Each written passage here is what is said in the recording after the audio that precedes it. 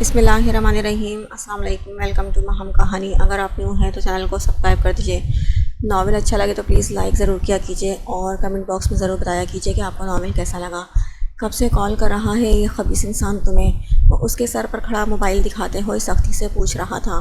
آروشا سے بولا نہیں گیا، بس آنکھوں میں تیزی سے پانی بھرنے لگا۔ آشو، تجھ سے کچھ پوچھ رہا ہوں، کب سے اس انسان کی بات مان رہی ہے تو؟ تم نے کیسے سب سنا؟ تو کیسے سب ہم سے چھپا سکتی ہے؟ آہستہ آہستہ اس پر غصہ برستے ہوئے وہ جیسے آروشا کو شرمندگی کے دلدل میں دھکیل رہا تھا۔ اس کا رنگ سفید پڑنے لگا۔ رسوائی اور شرمندگی کے احساس نے اسے ہوش کھونے پر مجبور کر دیا۔ اگر اسلان کو سب پتہ چلے گا تو بس اتنا ہی اس نے سوچا تھا، اور پھر اس کا ذہن تاریکی میں کھوتا چلا گیا اور وہ وہیں فرش پر ڈھہ کر گر جاتی اس سے پہلے ہی دو ہاتھوں نے اسے اپنے بازوؤں میں سنبھال لیا۔ حشم شاکڈ سا بے ہوش ہو چکی آروشا اور خود کو غصے سے گھورتے اسلان کو دیکھ رہا تھا۔ ہاسپٹل کے کوریڈور میں وہ سر جھکائے ہوئے بیٹھا تھا، ایک طرف دیوار سے ٹیک لگا کر خاموش کھڑے اسلان سے وہ نگاہیں ملانے کی ہمت بھی نہیں کر پا رہا تھا۔ اسے خود پر بے تحاشا غصہ تھا، بلکہ غصہ ہی نہیں، اسے خود سے نفرت سی محسوس ہو رہی تھی۔ وہ جانتا تھا، اسے سب معلوم تھا، پھر بھی وہ اپنے جذبات پر قابو نہیں رکھ پایا۔ اسے آروشا سے اس طرح بات کرنے کا احساس جرم کاٹے جا رہا تھا۔ ہزار بار کہا تھا اس لڑکی سے اتنی سیڑھیاں چڑھا اترا نہ کرے، مگر ایک نہیں سنتی۔ جب اتنے چکر آ رہے تھے تو کیا ضرورت تھی اپنے موبائل کے لیے نیچے آنے کی؟ اسلان، تم نے بھی نہیں روکا؟ ایسے ہوتی ہیں کیئر، اس سے بہتر تھا تم اسے میرے روم میں رہنے دو۔ ہلنے نہیں دوں گی میں۔ ماں جی فکر مندی سے بولتے بولتے اسلان کو بھی سنا گئی۔ اسلان نے کچھ نہیں کہا، بس خاموشی بری نگاہ جھکا کر بیٹھے حشم پر ڈالی۔ پھر شیشے کے دروازے پر، جس کے اس پار آروشا کو ڈاکٹر لے گئے تھے، ماں جی بیٹے کی خاموشی پر خود بھی چپ ہو گئیں۔ اسلان نہ کچھ کہہ رہا تھا، اس کے چہرے سے کچھ ظاہر ہو رہا تھا، عجیب سا بے تاثر سپاٹ چہرہ تھا۔ انہیں لگا بات وہ نہیں جو انہیں بتائی گئی ہے، دونوں ہی ان سے کچھ چھپا رہے ہیں۔ حشم، کیا بات ہوئی ہے؟ ڈنر کے بعد تک تو آروشا بالکل ٹھیک ٹھاک تھی، اچانک سے کیا ہوا؟ انہوں نے باری باری دونوں کو دیکھتے ہوئے حشم سے ذرا سختی سے پوچھا۔ حشم نے چونک کر سر اٹھایا، اس کی بھیگی سرخ آنکھیں اور ضبط کرتا چہرہ۔ اسلان نے ہونٹ بھینچ کر گہری سانس بھری اور سیدھا ہو کر ماں جی کی طرف دیکھا۔ ماں، بعد میں بات کرتے ہیں نا، ابھی بس آروشا اور بچوں کے لیے دعا کرے سب بہتر ہو۔ اس کے قطعی انداز پر وہ کچھ پوچھنے کا ارادہ چھوڑ کر دل ہی دل میں دعا گو ہو چکی تھی۔ حشم نے پھر سے سر جھکا لیا اور اسلان اب بے چینی سے بند دروازے کے پاس ٹہل رہا تھا۔ Doctor, my wife. جیسے ہی شیشے کا دروازہ کھلا، اسلان تیزی سے باہر آتی ڈاکٹر کے پاس آیا تھا۔ ماں جی بھی اٹھ کھڑی ہوئیں اور حشم کی آنکھوں میں خوف کی جھلکیاں ابھری۔ دل بہت تیزی سے دھڑک رہا تھا۔ شکر کریں کہ اللہ تعالیٰ نے کرم کیا ہوا ہے، اتنی ٹینشن کے باوجود بھی ماں اور بچے دونوں ہی صحیح سالم ہیں۔ ڈاکٹر کے الفاظ سے طمانینت کا احساس۔ اسلان نے آنکھیں بند کر کے دوبارہ کھولی۔ میں مل سکتا ہوں ڈاکٹر؟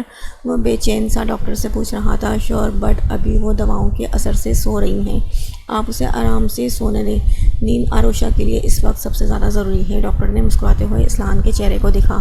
جی، وہ بس اتنا بولا تو ڈاکٹر اسے دو چار ہدایتیں دے کر وہاں سے چلی گئی۔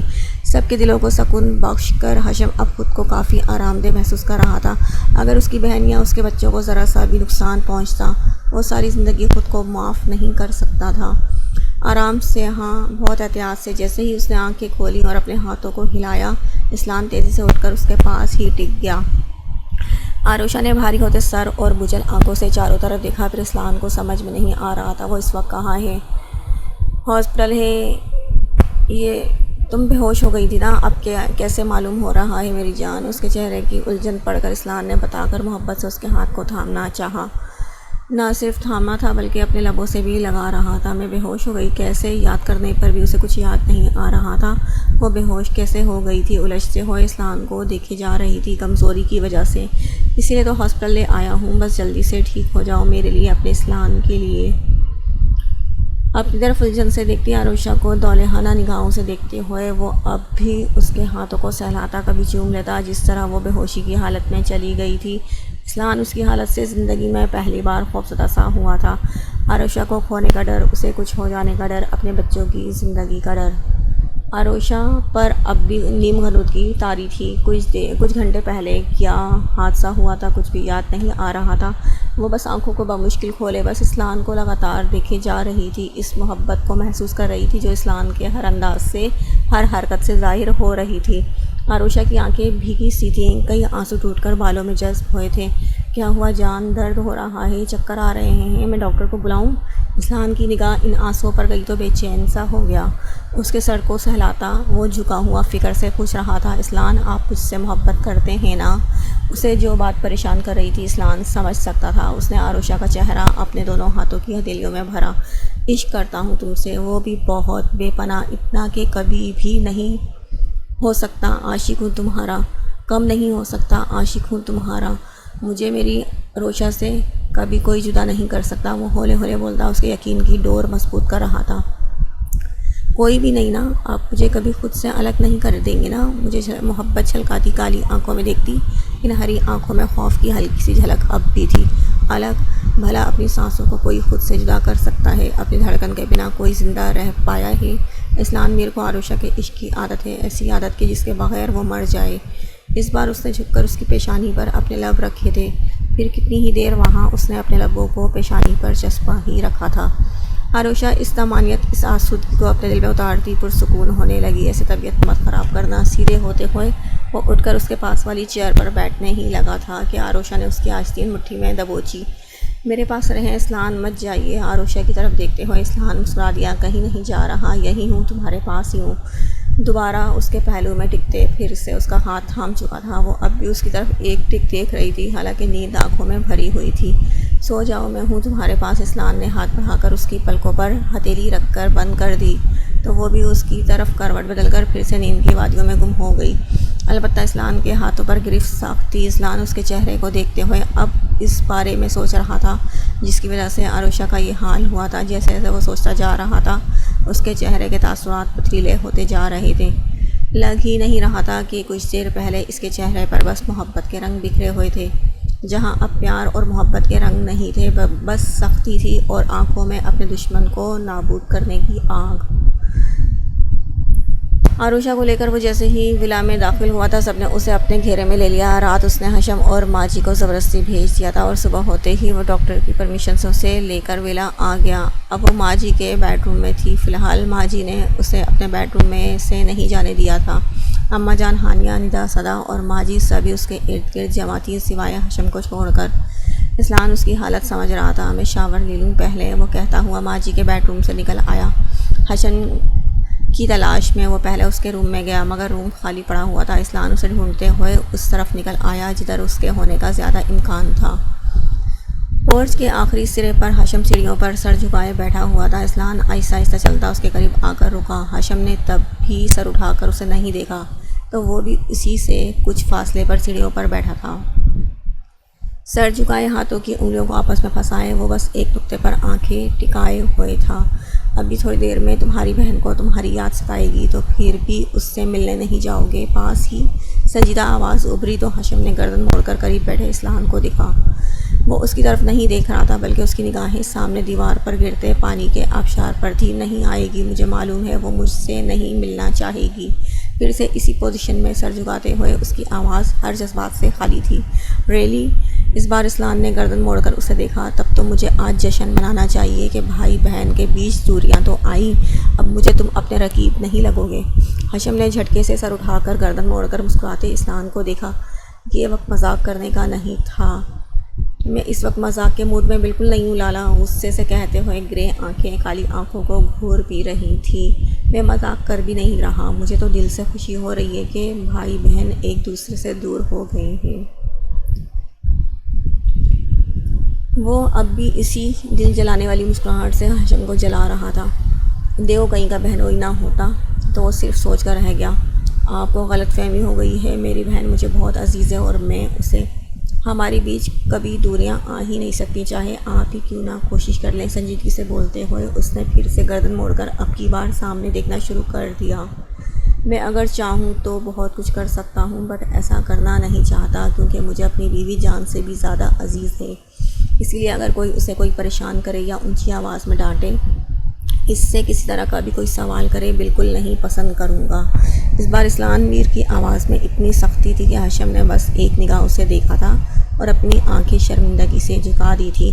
जिस बात के लिए मैंने उससे कोई सवाल नहीं किया, तुम मेरी बीवी से कैसे इस बात के लिए ऊंची आवाज़ में बात कर सकते हो?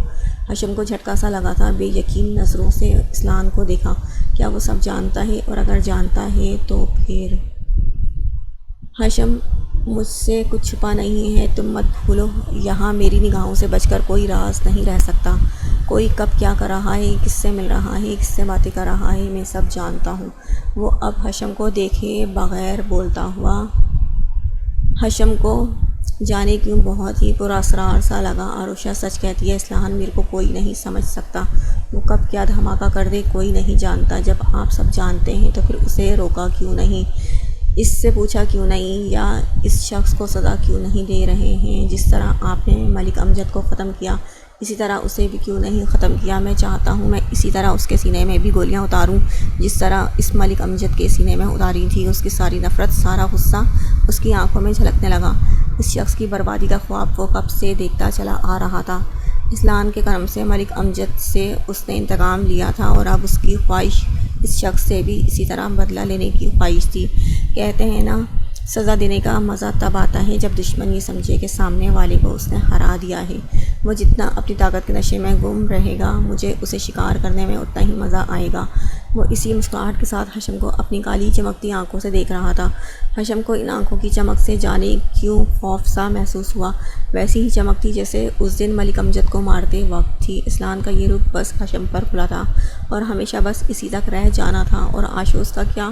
گہری سانس لے کر اس نے نگاہیں پھیر لی۔ اب چہرے پر سکون تھا، مگر ایک بے چینی اب بھی تھی، اور وہ بے چینی بس اپنی بہن کے لیے تھی۔ اسلان نے اسے غور سے اس کے چہرے کو جانچتے ہوئے پھر سے نگاہیں پھیر لیں اور سامنے صاف اور شفاف پانی کو دیکھتے ہوئے بہت آہستہ آواز میں بولنا شروع کیا۔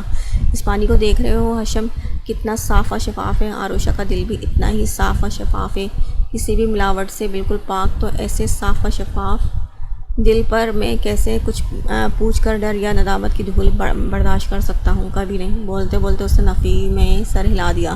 ہشم اب گردن موڑ کر ایک ٹک اسے دیکھے جا رہا تھا۔ میں نہیں چاہتا وہ میرے آگے شرمسار ہو۔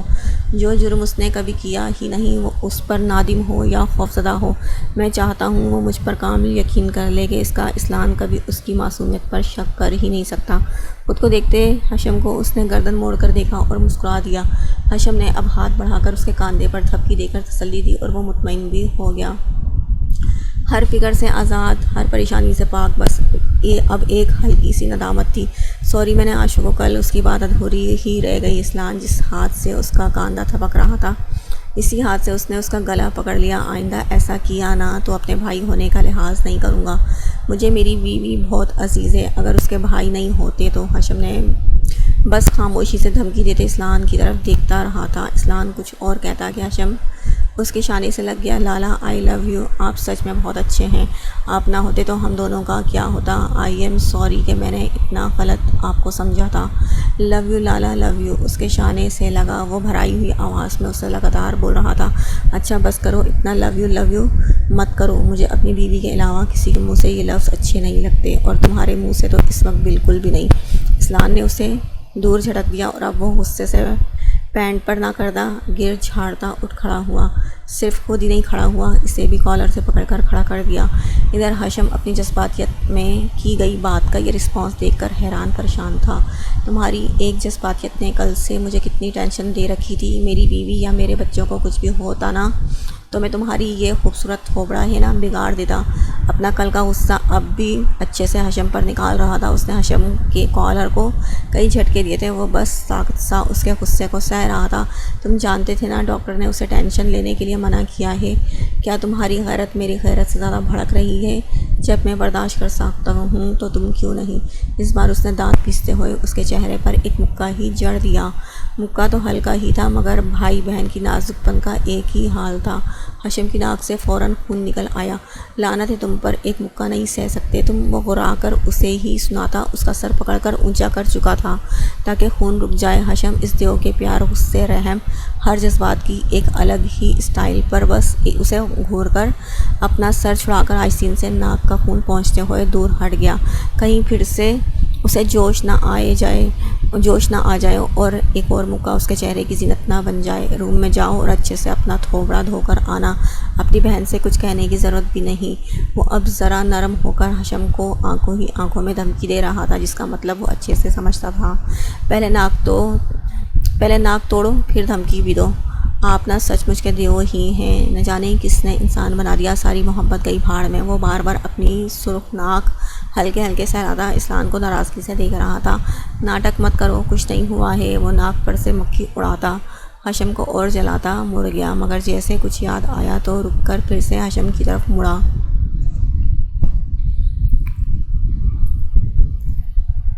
یہ ناک جب نارمل رنگ میں آ جائے تو ملنا اپنی بہن سے، سمجھے تم؟ انگلی اٹھا کر کہتا وہ اپنی اسی شان سے مڑ کر اندر کی سمت بڑھ گیا۔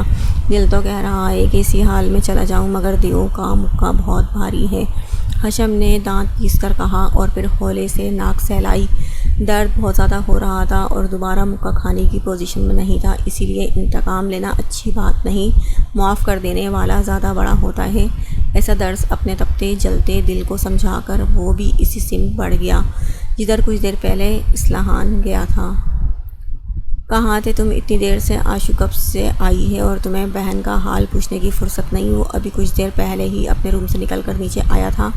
ہانیہ نے کمر پر ہاتھ رکھ کر اسے گھورا۔ حشم نے دیو کی بہن اور صوفے پر ٹانگ پر ٹانگ رکھے بیٹھے دیو کو دیکھا۔ وہ اس سے بے نیاز ماں جی اور اماں جان کے درمیان بیٹھا تھا۔ ہانیہ کے ساتھ ساتھ ماں جی اور اماں جان بھی اس کی طرف متوجہ ہو گئی۔ ویسے یہ سوائے اسلان کو چھوڑ کر سب کے لیے حیرانی کی بات تھی کہ حشم ابھی تک آروشہ کا حال پوچھنے نہیں آیا تھا۔ بولو کیا ہو گیا، چپ کیوں ہو؟ ہانیہ اب بھی اس طرح کمر پر ہاتھ رکھے حوالدارنی بنی اسے گھورنے کا کام انجام دیتے ہوئے تشویش کر رہی تھی۔ زیادہ ہٹلر کی بہن بننے والا رول پلے کیا نا تو تمہاری بولتی بند کر دوں گا، وہ اپنے دانت پیستا سرگوشی میں بول کر ہانیہ کو دھمکا چکا تھا۔ ہانیہ جھٹ سے کمر پر سے ہاتھ ہٹا کر معصوم بن گئی۔ رنگ بدلنے میں تو ان بھائی بہن دونوں کا جواب نہیں، وہ دل میں سوچتا ناک سہلا کر آگے بڑھا۔ کیا بات ہے حشم، طبیعت تو ٹھیک ہے نا؟ آروشہ تمہیں پوچھتے پوچھتے سو گئی۔ اس بار اماں جان نے نرمی سے پوچھا تو حشم ذرا سا گڑبڑایا۔ جی ٹھیک ہوں، بس وہ ناک اسلان کی آنکھوں سے ٹکرائی تو حشم نے جھرجھری لے کر بات بڑھائی۔ سوری، غلطی سے ناک نکل آیا، لاک کہنا چاہتا تھا، روم لاک کر کے میں سو رہا تھا، خبر نہیں ہوئی کہ آشو آ گئی ہے۔ اسلان کی مسکراتی آنکھوں میں کینہ بھری نگاہوں سے دیکھتے ہوئے اس نے بہانہ گڑھا تھا۔ رات بھر جاگ بھی تو گئے تھے، اللہ کا کرم ہوا کہ کوئی نقصان نہیں ہوا۔ اماں جان نے ہاتھ اٹھا کر شکر ادا کیا تھا۔ جی بس ناک کو نقصان ہوا، وہ حشم ہی کیا جو چپ رہ جائے۔ اس بار اسلان پیر سے پیر ہٹا کر سیدھا بیٹھا تو وہ گڑبڑا کر جلدی سے بولا، جی میرا مطلب کہ اللہ کا کرم ہوا، آشو بالکل ٹھیک ہے۔ حشم زبردستی مسکرا کر سب کا دھیان پھر سے اپنی ناک سے ہٹا چکا تھا۔ ہاں یہ تو ہے، اللہ نے ہمیشہ کی طرح بڑا کرم کیا ہے۔ اماں جان میں نے ملازمین کو بول دیا ہے صدقے وغیرہ نکالنے کو، چل کر دیکھ لیجئے سب ٹھیک ٹھاک ہے نا؟ اماں جان کو وہ دوسری فکر نے ستایا تو وہ اماں جان سے بولتی انہیں اپنے ساتھ لے کر چلی گئی، میں آشو سے مل آؤں۔ اسلان کی تیز نظروں سے بچنے کے لیے حشم فوراً اٹھنے لگا۔ وہ سو رہی ہے، تم بعد میں مل لینا۔ اس کے اٹھنے سے پہلے ہی اسلان نے اس کے شانے کو زبردست سا تھپک کر اسے وہیں پھر سے بٹھا دیا اور حشم کی مسکراتی نگاہوں کو دیکھتے ہوئے وہاں سے گیا تھا۔ اب ہیرو صاحب اپنی بیوی کے پاس جائیں گے اور بھائی بیچارہ بہن کا حال پوچھنے کے لیے تڑپتا رہے گا۔ وہ ان مسکراتی نظروں سے تپ کر بڑبڑا کر وہیں صوفے پر نیم دراز ہو گیا۔ بہن جب آئی تھی، بھائی صاحب کہاں تھے جب حال پوچھ لینا چاہیے تھا؟ اتنی دیر سے خاموش بیٹھی ہانی اس کے پاس والے صوفے پر آ کر آرام سے ٹک گئی۔ سب تمہارے بھائی صاحب کا کارنامہ ہے، وہ پھر سے ناک سہلاتا خفگی سے بولا۔ یہ تم بار بار ناک کیوں پکڑ رہے ہو؟ ہانیہ نے اس کا ہاتھ ہٹا کر اس کی ناک کا جائزہ لیا جو اب بھی ہلکی ہلکی سرخ اور سوجی ہوئی تھی۔ خاطرداری کی ہے دیو نے، بنا کسی جھنجھٹ کے ناک کا آپریشن کر دیا ہے۔ وہ جل کر اس کا ہاتھ جھٹک کر اٹھ کر بیٹھ گیا۔ تم نے ہی کچھ کیا ہوگا لالا، ایسے تھوڑی کچھ کریں گے۔ حشم نے جل کر راکھ ہی ہو گیا۔ تمہیں مجھ پر یقین نہیں؟ میرے جیسے معصوم پر ہانیہ کو اس کی طرف کر کہنے پر ہنسی آ گئی۔ بھاڑ میں جاؤ، تم دونوں بھائی بہن کو جلے پر نمک چھڑکنا ہی آتا ہے۔ دانت کچکچاتے ہوئے اپنے نصف بہتر کو گھورا، وہ بھی لیموں مرچ لگا کر۔ ہانیہ کو اسے اور جلانے میں مزہ آیا، آنکھ مٹکا کر اس کا کھلا منہ دیکھا۔ آج تیری موٹی گردن نہ مروڑ دیا نا؟ حشم میرا نام نہیں۔ حشم خطرناک ارادے سے اس کی طرف بڑھا تو وہ پھرتی سے صوفے سے اٹھ کر بھاگی، ساتھ ہی بھاگتے ہوئے مڑ کر اسے چڑھایا۔ ہاں بدل کر رنگیلا بابو رکھ لینا۔ زبان نکال کر حشم کو غصے کو اور بڑھایا۔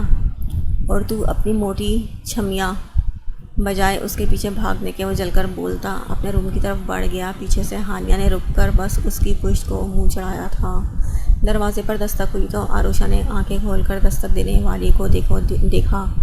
دیو صاحب تو نہیں ہے نا، اندر آ سکتا ہوں؟ دروازے سے صرف سر نکال کر ایسی بے چارگی سے پوچھا گیا کہ اداس ہونے کے باوجود آروشا کو ہنسی آ گئی۔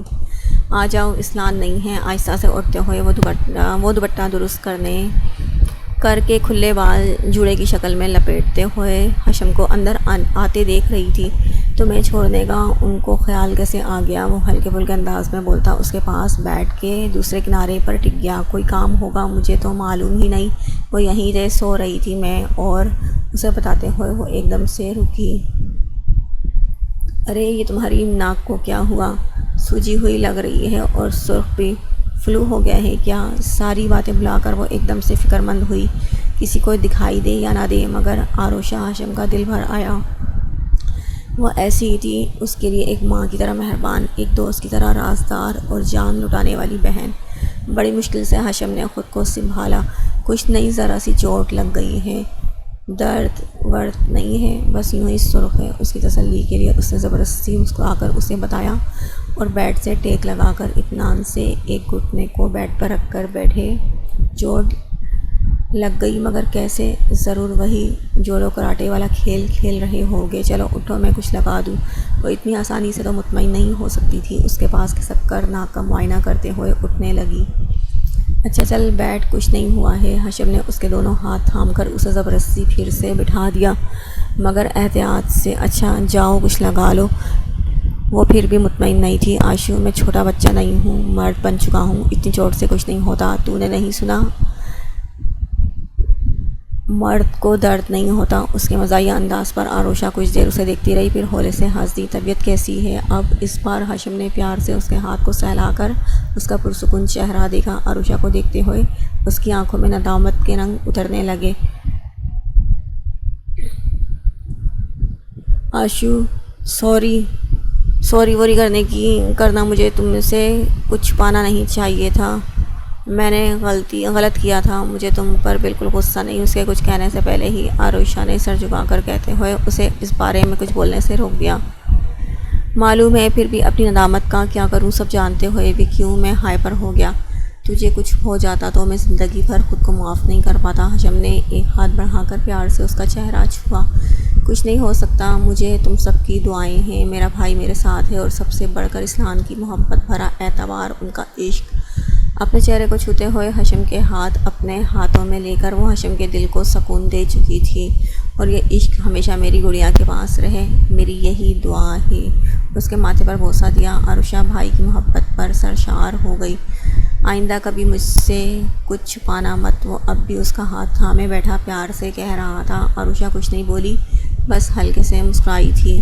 کیا بات ہے آشو، تو بہت کم نہیں بولنے لگی ہے؟ ابھی بھی کوئی بات ہے تو تم مجھے بتاؤ آشو۔ اب اسے نئی فکر لہا۔ کچھ دنوں سے وہ آروشا کی خاموشی محسوس کر رہا تھا، لیکن اس کی کنڈیشن کی وجہ سمجھا تھا، اور جب راز کھلا تو وہ غصے کے ساتھ ساتھ حیرت زدہ بھی ہو گیا تھا۔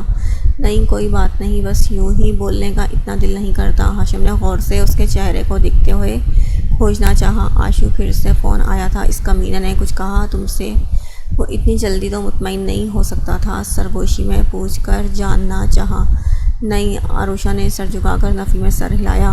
یہ راز ایسا تھا کہ وہ خود کو کسی سے نظریں ملانے کی ہمت نہیں کر پا رہی تھی۔ وہ کچھ نہیں کر سکتا آشو، تمہیں یہ بات چھپانی نہیں چاہیے تھی، کم سے کم مجھ سے تو بالکل نہیں۔ آروشا نے سر اٹھا کر بھیگی آنکھوں سے بھائی کو دیکھا۔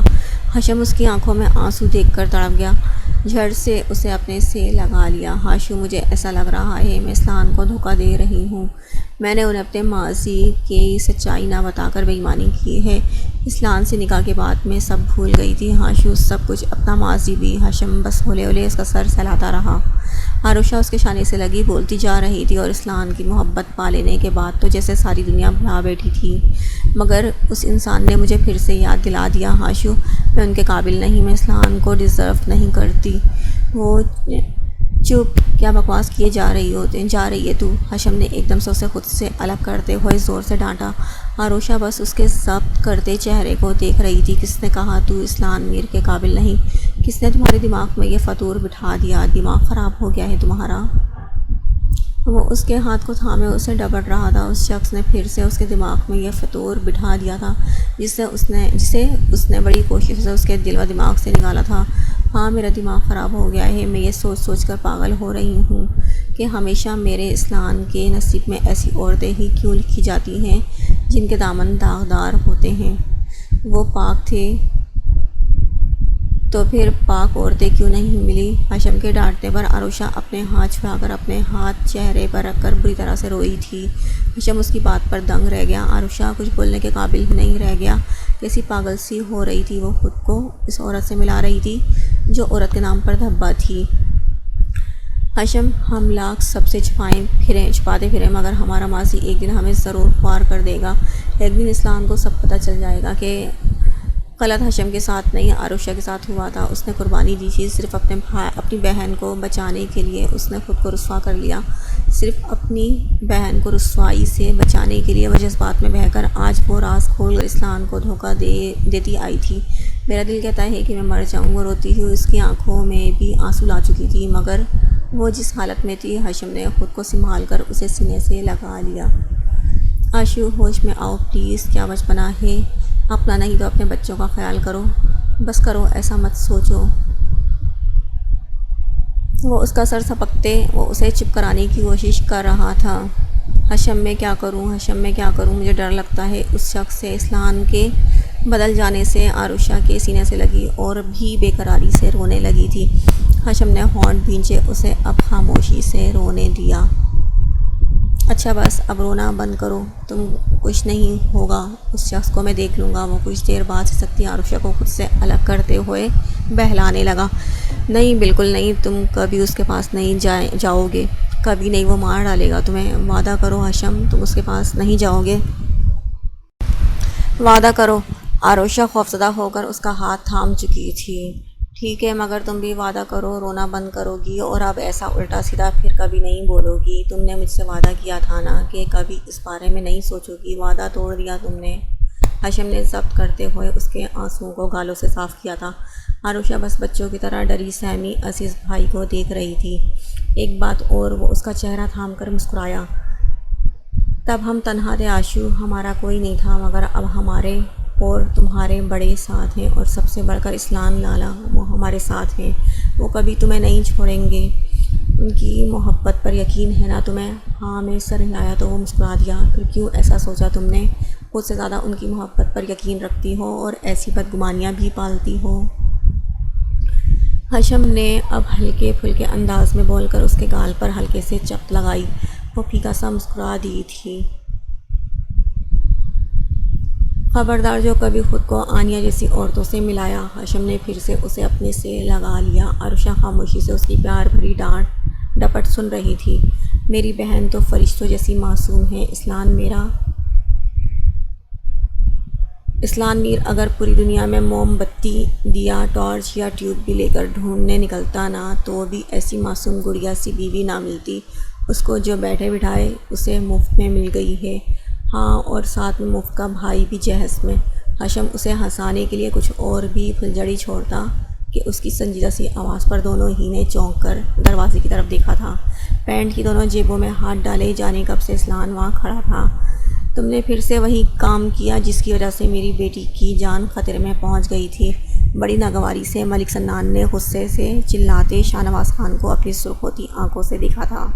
وہ لوگ اس وقت ایک بار میں موجود تھے اور بہت زیادہ نشہ کرنے کی وجہ سے اس کی آنکھیں عجیب سی سرخ ہو رہی تھیں۔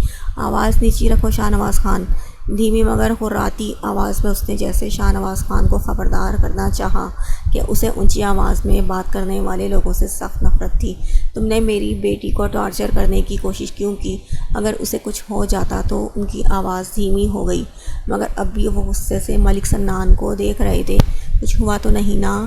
اور تم اطمینان رکھو، میں اسے کچھ ہونے بھی نہیں دوں گا۔ ڈرنک کرتے ہوئے وہ خباثت سے ہنسا۔ سنان، تم سمجھ کیوں نہیں رہے ہو؟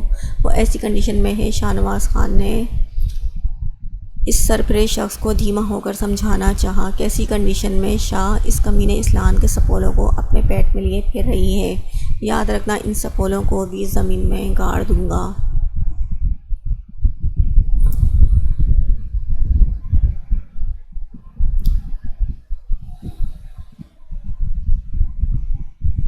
وہ ایک دم سے طیش میں آ گیا۔ ایک ہاتھ مار کر اس نے بوتل کو نیچے پھینکا تھا۔ بوتل لڑک کر شیشے کی ٹیبل سے نیچے گر گئی۔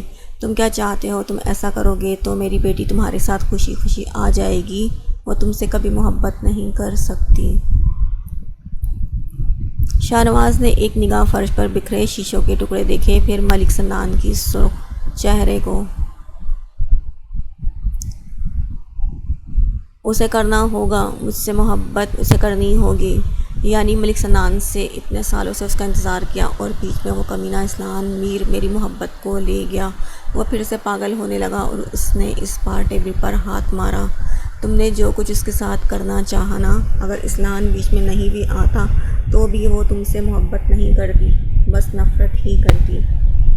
شاہ نواز خان نے بھڑکے ہوئے ملک سنان کو حقیقت بتانی چاہی تو نہ کرتی، میں پھر بھی اسے اپنے ساتھ رکھتا۔ اور تم کیا کہنا چاہتے ہو؟ کیا کیا تھا میں نے؟ کچھ بھی نہیں، وہ بچی تھی، بس اسے دیکھ دیکھ کر میں پاگل ہو رہا تھا اور ذرا سا چھونا ہی چاہا تھا۔ اس پر اس کا بھائی اتنا بھڑک گیا، اس نے اپنی جان کی بھی پرواہ نہیں کی۔ سالے نے میرے چہرے پر کیسے چھری ماری تھی؟ سنان نے کہتے کہتے اپنے کانوں کے پاس اسی بڑے سے نشان کو چھوا جو ہاشم کے ہاتھوں سے اسے پہنچا تھا۔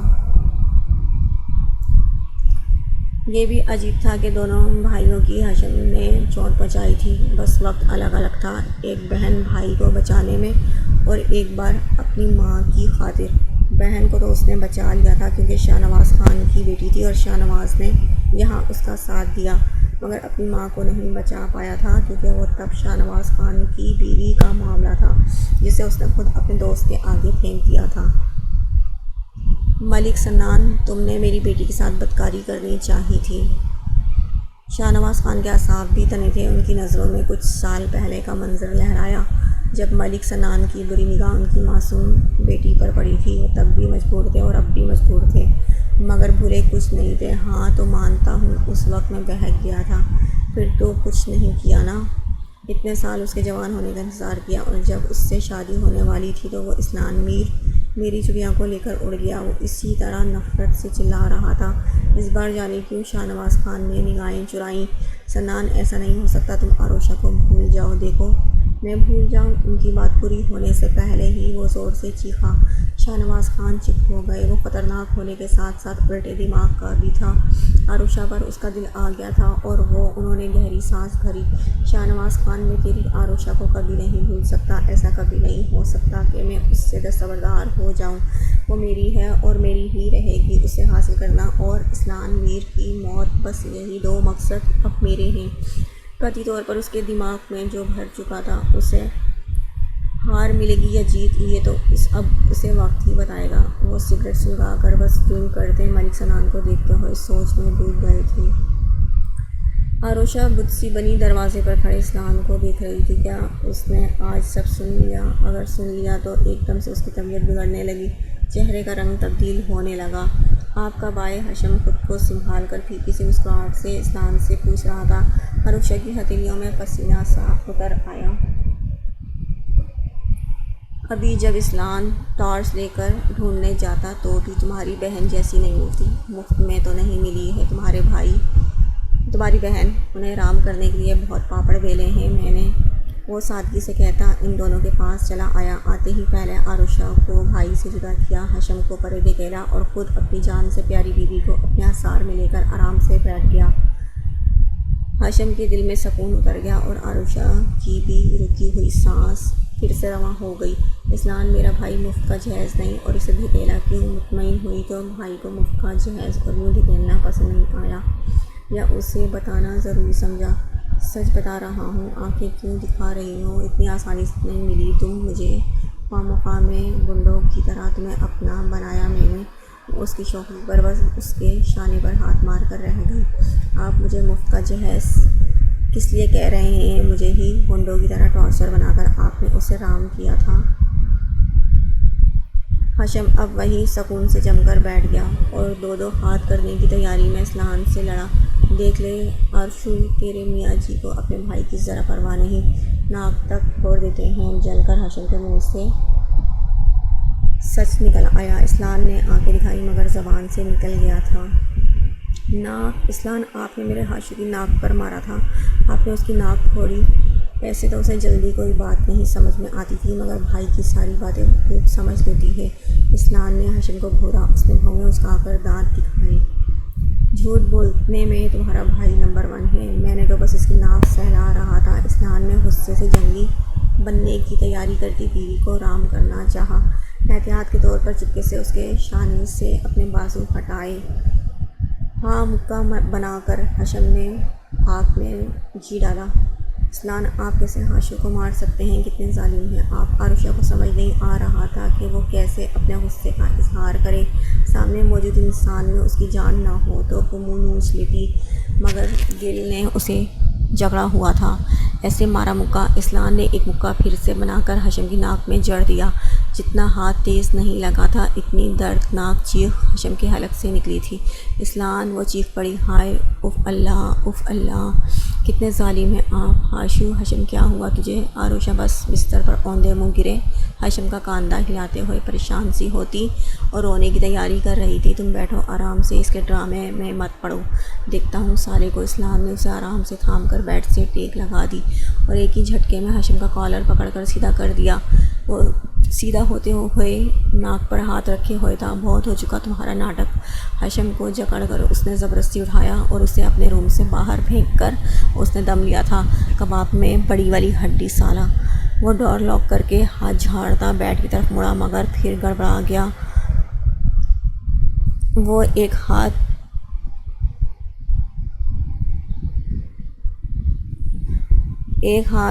گرا کر سامنے جان سے عزیز بیوی اس کا خون پینے کی چاہت میں آگ اگلتی آنکھوں سے گھور رہی تھی۔ تمہارے آرام کا وقت ہے نا، ڈاکٹر نے تمہیں آرام کا بولا ہے، سو جاؤ مائی بیبی گرل۔ وہ زبردستی مسکراتا، اس کے خون خوار نظروں سے بچتا واش روم کی طرف تیزی سے گیا تھا۔ باہر نکلیں آپ، اگر آج اس حالت میں نہ ہوتی تو بتاتی آپ کو میں۔ وہ اونچی آواز میں واش روم کے بند دروازے کو دیکھ کر چلائی تو واش روم میں بند۔ اسلام نے اپنے کان بند کرتے ہوئے شاور آن کر لیا۔ اب وقت آ گیا ہے کہ تم یہ فائل اسلام کو دے دو، باقی کام وہ خود کر لے گا۔ اپنے ہاتھوں میں پکڑی فائل سامنے بیٹھی عورت کو دیتے ہوئے وہ شخص بہت مطمئن نظر آ رہا تھا۔ کیسی فائل ہے یہ؟ فائل اٹھاتے ہوئے وہ بغور ان کے چہرے کو دیکھ رہی تھی۔ آج بھی اس شخص کی وجاہت میں کوئی کمی نہیں آئی تھی، جیسے وہ کل تھا آج بھی ویسا تھا۔ وقت نے جیسے اسے چھوا ہی نہیں تھا۔ اس میں وہ سارے گناہوں کی سزا ہے جو ہم نے انجام دیے ہیں۔ فائل کے پیج الٹتے ہوئے انہوں نے چونک کر سامنے دیکھا۔ وہ بس ہولے سے مسکرائے تھے۔ یہ بھی نہیں سوچا تھا کہ تمہارا کیا ہوگا شاہ نواز خان۔ انہوں نے بطور اس کے پھیکے پڑتے رنگ کو دیکھا تھا۔ میں تھک چکا ہوں۔ اب انہوں نے صوفے سے ٹیک لگا کر آنکھیں بند کر لی۔ ان کے چہرے پر اتنا کرب تھا کہ انہوں نے ان کا دکھ دل پر محسوس کیا تھا۔ کاش تم نے پہلے ہی یہ سب سوچ لیا ہوتا تو، وہ افسوس سے بولی تو شاہ نواز خان نے آنکھیں کھول دیں اور سیدھے ہو کر بیٹھ گئے۔ تو انہوں نے سامنے بیٹھی عورت کو دیکھتے ہوئے مسکراتی آواز میں کہا، اگر پہلے سدھر جاتا تو کیا تم مجھ سے محبت کر لیتی؟ محبت کے لائق تم تو کبھی نہیں لگے مگر دوستی تو کر ہی لیتی۔ عورت کی حاضر جوابی پر وہ بس ہنستے چلے گئے، کھوکھلی سی ہنسی۔ آج بھی تم میرے معاملے میں ویسی ہی مغرور ہو۔ تمہارے بیٹے اسلام نے یہ غرور تم سے ہی وراثت میں پائی ہے۔ ان کے مزاحیہ انداز پر ماں جی کچھ بھی نہیں بولی، بس ہلکے سے مسکرا دی۔ ایک آخری خواہش کر سکتا ہوں؟ وہ اپنی بچپن کی دوست کو دیکھتے ہوئے الجائی آواز میں بولے، اگر مجبور نہیں ہوئی تو پوری کرنے کی کوشش کروں گی۔ انہوں نے انکار کرنا مناسب نہیں سمجھا۔ مجھے آخری بار اپنی بیٹی سے ملنے دے سکتی ہو؟ ان کی خواہش پر ماں جی نے پہلو بدلا۔ پہلی بار مانگا بھی تو کیا مانگا؟ انہوں نے بے بسی سے شاہ نواز خان کو دیکھا۔ مشکل ہے۔ اسلام نہیں مانے گا اور شاید وہ خود بھی۔ ان کی آواز بہت آہستہ تھی۔ میں بھی کتنا بے وقوف ہوں، چھوڑو۔ شاہ نواز خان زخمی سا مسکرا کر سر جھٹک چکے تھے۔ میں کوشش کروں گی۔ ان کی مایوس شکل پر انہیں ترس آ گیا۔ بے فائدہ۔ انہوں نے پھر سے سر جھٹکا۔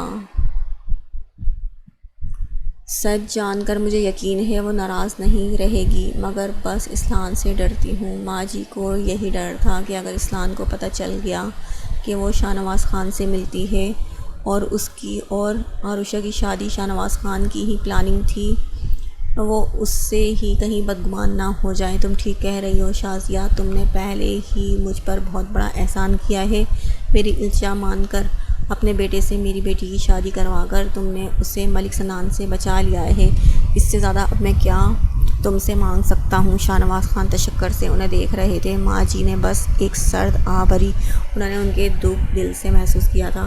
ساری دنیا کے سامنے وہ شخص برا سہی، مگر ان کی نگاہ، وہ اب بھی ان کے اندر وہ اچھائی دیکھ سکتی تھی جو ان کے علاوہ کسی کو نہیں معلوم۔ میں چلتی ہوں،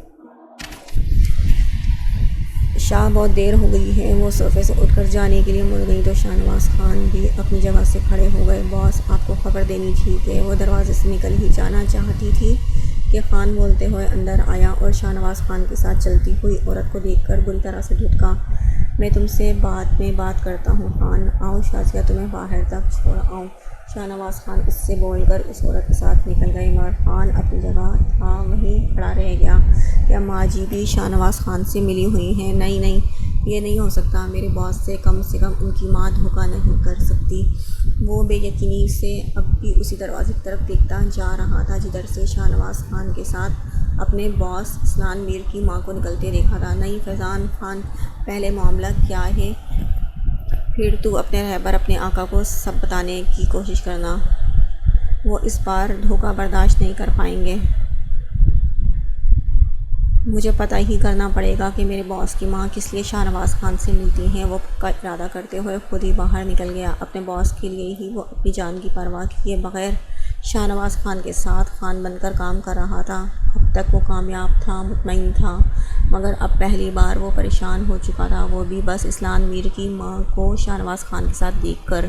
اسلان لیپ ٹاپ پر اپنا آفس ورک انجام دیتے ہوئے بھی محسوس کر رہا تھا کہ وہ کچھ بے چین سی، مگر یہ بے چینی طبیعت کی خرابی یا کوئی ٹینشن کی وجہ سے نہیں تھی، بلکہ وہ خوشی تھی جو اسے اپنے بھائی کو دینی تھی۔ وہ کب سے روم سے نکلنے کے لیے بے چین نظر آ رہی تھی، بار بار گھڑی کی طرف دیکھتی۔ وہ بے صبری سے جس وقت کا انتظار کر رہی تھی، اسلان اس سے بے خبر نہیں تھا، مگر انجان بنا اپنے کام میں دل لگانے کی کوشش کر رہا تھا۔ اف، یہ وقت بیت کیوں نہیں رہا ہے؟ عروشہ ہاتھ کو بار بار آپس میں مسلتی گھڑی بھی دیکھ لیتی اور ایک نگاہ اسلان کو بھی، جس کے انجان بن کر اپنے لیپ ٹاپ پر نگاہ جمائے رکھنے پر اسے غصہ سا آ رہا تھا۔ اسلان، یہ کام وام بند کر کے میری ہیلپ کرے نا۔ جب صبر کا پیمانہ لبریز ہو گیا تو وہ جھنجھلا کر بیڈ سے اٹھ کر اس کی طرف آ گئی۔ کیسی ہیلپ کروں میڈم کی؟ اسلان نے گلاسز آنکھوں سے ہٹا کر سر پر ٹکراتے ہوئے اس کے حسن کی بجلیاں گراتے چہرے، پھر بھرے بھرے سراپے کو دیکھا۔ میری جگہ آپ اٹھ کر روم سے باہر جائیں اور دیکھیں ہاشم اپنے روم میں ہے یا نہیں۔ اسے عادت ہے اسٹڈی کرتے کرتے روم سے نکل کر پورے گھر میں گھومنے کی، کافی پینے کی۔ ایسی مدد کرنی ہوتی تو وہ کیوں اس وقت اپنا کام لے کر بیٹھتا؟ اس نے منہ بنا کر سر جھٹکا۔ میں پہلے کام مکمل کر لوں اپنا، ذرا سا رہ گیا ہے۔ عروشہ نے غصے سے خود کی بات کو نظر انداز کر کے دوبارہ لیپ ٹاپ کی طرف دیکھتے اسلان کو گھورا۔ کچھ نہیں رہ گیا ہے، بس اٹھیں اب، ناراضگی سے کہتے ہوئے بڑے حق سے اس نے اسلان کے لیپ ٹاپ کو بند کر کے اٹھا کر ٹیبل پر چنا تھا اور ہاتھ بڑھا کر اس کی آنکھوں سے گلاسز نکال کر ٹیبل پر رکھ دیے۔ اب کیا کریں گی آپ؟ اس کی ساری کارروائی دیکھتے اسلان نے کونی ٹیبل پر ٹیک کر معنی خزی سے اسے دیکھا، اس کے سراپے کو دیکھا۔ دن بدن اس کے حسن میں جو اضافہ ہو رہا تھا وہ اور بھی دیوانہ ہو رہا تھا۔ اب یہ کہ میرے ساتھ ہاشم کے روم پر تم مجھے خوش کرنا چاہتی ہو۔ اپنے ہاتھ تھامے عروشہ کے وہی ہاتھ جکڑ کر وہ اسے اپنی گود میں بٹھا چکا تھا۔ آپ کے لیے تو ساسو ماں ہر وقت مجھے سجا سنوار کر رکھتی ہیں، مگر آج اسپیشلی میں ہاشو کے لیے تیار ہوئی ہوں۔ اس کا برتھ ڈے ہے نا، اچھے سے سیلیبریٹ کریں گے، چلیں نا اب۔ وہ پیار سے اسلان کی پیشانی پر سے کنارے ہٹ کر ڈریسنگ کی طرف بڑھ گئی۔ قسم سے مسئلے سلجھے نا تو سب سے پہلے اس طوطے کی گردن مروڑ کر اپنی جان نکال کر اپنی جان بنا لوں گا۔ بالوں کو سنوارتی عروشہ کو دیکھتے ہوئے وہ تصور میں ہاشم سے بولا۔ پاگل ہو گئے ہیں کیا؟ یہ طوطا مینا کیا سوچ رہا ہے آپ کو؟ وہ جلدی جلدی والوں کو سلجھاتے ہوئے مڑی۔ اسلان نے نفی میں سر ہلایا۔ کچھ نہیں، چلو، لیکن بس 10 منٹ، نہ اس سے کم نہ اس سے زیادہ۔ اس بار وہ عروشہ کو دیکھتے ہوئے اپنی کمر پر ہاتھ رکھ کر رعب سے بولا تو وہ مسکرا کر مڑی۔ پوری رات ہنگامہ کریں گے آپ کے رومانس کی، ایسی کی تیسی۔ وہ بس دل میں بولی۔ کہا نہیں، جانتی تھی اگر اس کے ارادے کا اسے پتہ چلا تو اسے اسلان بیڈ روم سے ہی نہیں نکلنے دے گا۔ کبھی کبھی میرا دل کہتا ہے اس کی اچھی بھلی شکل کو مار مار کے سجا دوں۔ وہ تپی نظروں سے سامنے کا منظر دیکھتا اندر ہی اندر جلا بھنا جا رہا تھا۔ کچھ دوری پر اپنی محبوب بیوی کے پاس بیٹھے وہ اچھے خاصے خوبصورت طوطے کو بس گردن مروڑنے والی فیلنگز کے ساتھ گھورے جا رہا تھا، جس کے دانت خوشی کے مارے اندر ہی نہیں جا رہے تھے۔ بہن کے سرپرائز پر وہ اکڑ کر اس سے لگ کر بیٹھا تھا۔ عروشہ اب روم میں چلیں، تم تھک گئی ہو بہت، اپنی ساری کھلن ساری جلن بس ہاشم کے لیے رکھ کر وہ شہد جیسے لہجے میں عروشہ سے بولتا اپنی جگہ سے اٹھ کر کھڑا ہو گیا۔ اسلان کے بولتے ہی باتوں میں مگن ان تینوں نے ہی ایک ساتھ گردن موڑ کر کھڑے ہو گئے۔ اسلان کو دیکھا۔ نہیں اسلان، میں بالکل ٹھیک ہوں، آپ فکر نہیں کریں، ابھی ہم کہیں نہیں جا رہے ہیں، آپ بھی بیٹھیں، ہم ساری رات ہاشم کا برتھ ڈے سیلیبریٹ کریں گے۔ آرام سے اسے اپنا ارادہ بتا کر وہ چہرے پر آتے بالوں کو پیچھے کر کے ٹیبل پر رکھے کیک پر کینڈل سیٹ کرنے لگی۔ اسلان نے بیوی کے اطمینان سے بیٹھے رہنے پر ساتھ بیٹھے سالی کو گھورا۔ وہ اسلان کی جلتی سڑتی شکل پر دانتوں کی نمائش کرتا اسے اور جلاتا۔ پھر سے اپنی بہن سے محض گفتگو ہو گیا، بلکہ بس گفتگو ہی نہیں کر رہا تھا، سکون سے عروشہ کے شانے پر ہاتھ رکھ کر اسے اپنے حلقے میں بھی لے لیا۔ عروشہ کو ماضی کی دھمکی بھی وہ نہیں دے سکتا تھا۔ انہوں نے عروشہ کو اجازت دی ہوئی تھی اور خود وہ اور اماں جان سونے جا چکی تھی۔ اماں جان اپنی طبیعت کی وجہ سے جلدی سو گئی اور ماں جی ان کی وجہ سے آج انہی کے روم میں تھی۔ اسلان ماتھے پر بل لیے اور سامنے والے صوفے پر ٹیک لگا کر بیٹھا بس ہاشم کے ناز نخرے دیکھ رہا تھا۔ لالا اب بس 5 منٹ ویٹ کریں، کیک کٹنے دیں، پھر اٹھاتی ہوں ان دونوں کو یہاں سے۔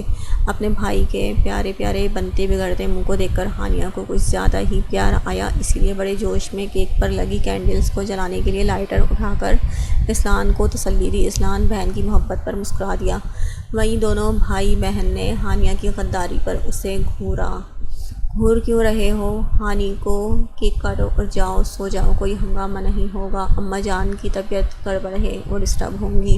اسلان نے پہلے ہی بیٹھ کر ہانیہ کو بازوؤں کے حصار میں لیتے ہوئے ہاشم کو رعب سے ڈانٹا۔ ہاشم نے بہنوئی کو اس طرح دیکھا جیسے یہ کہنا چاہتا ہو کہ بڑے مؤدبانہ انداز میں کہہ دیا کہ جاؤ سو جاؤ، مگر وہ بالکل دفع ہو جاؤ والی شبیہ تھا۔ میری بہن کو تو دن رات گھورتے رہتے ہیں، آج تک میں نے کچھ کہا، اپنی بہن کی باری میں بھائی بن جاتے ہیں اور میں نہیں دفع ہو رہا، میرا مطلب نہیں سونے جا رہا، اور اماں جان نے بہت پیار سے ہنگامہ کرنے کی اجازت دی ہے۔ ہاشم برا مان کر اور بھی بے شرمی سے لوفروں والے انداز میں ہانیہ کو دیکھتے ہوئے پھیل کر بیٹھ گیا۔ کینڈلز جلاتے ہوئے عروشہ کو سالے بہنوئی کی فضول سی جلن، تپن اور بچوں والی لڑائی پر ہنسی آئی تھی۔ تمہاری بہن کو گھورنے کا سرٹیفکیٹ میرے پاس ہے۔ اسلان ایک دم سے اٹھ کر ہانیہ کو چھوڑ کر عروشہ کے برابر میں آرام سے ٹک گیا۔ بیٹھتے ہی ہاشم کے ہاتھ کو اس نے شانے پر سے جھٹک دیا۔ عروشہ کو اس کے بیٹھتے ہی خطرے کی بو آئی تھی۔ دانستہ طور پر وہ اٹھنے کی تیاری کرنے ہی لگی تھی کہ اسلان نے اس کی کلائی اپنی گرفت میں جکڑ لی۔ آرام سے بیٹھی رہو ورنہ تم جانتی ہو میں کس قسم کا بندہ ہوں۔ وہ اس کے جملے کی معنی خیزی پر اسے آنکھیں دکھانے لگی۔ دیکھیے ہیرو صاحب، ہم آپ کی ہیرو پنتی سے اچھی طریقے سے واقف ہیں، لیکن پلیز اس وقت میرا برتھ ڈے کیک کٹ جانے دیں۔ ہاشم نے کونیوں تک ہاتھ جوڑ کر جس بے بسی اور مسخرے پن سے کہا تھا۔ ہانیہ زور سے ہنس دی اور عروشہ کا چہرہ بلش کرنے لگا۔ ادھر اسلان کے ہونٹوں پر بھی مسکراہٹ ہی سی گھلی تھی۔ وہ ہانیہ کے چہرے پر جھکا، اور ابھی وہ کوئی گستاخی کرتا یا گستاخ ہوتا کہ کسی کے گلے کھنگارنے پر اس کی گرفت ڈھیلی ہو گئی اور دونوں ہی اچھل کر ایک دوسرے سے الگ ہوئے۔ ہانیہ شرم سے پانی پانی ہو رہی تھی اور ہاشم نے چور نگاہوں سے سامنے دیکھتے ہوئے اپنے کانوں کی لو مسلنی شروع کر دی۔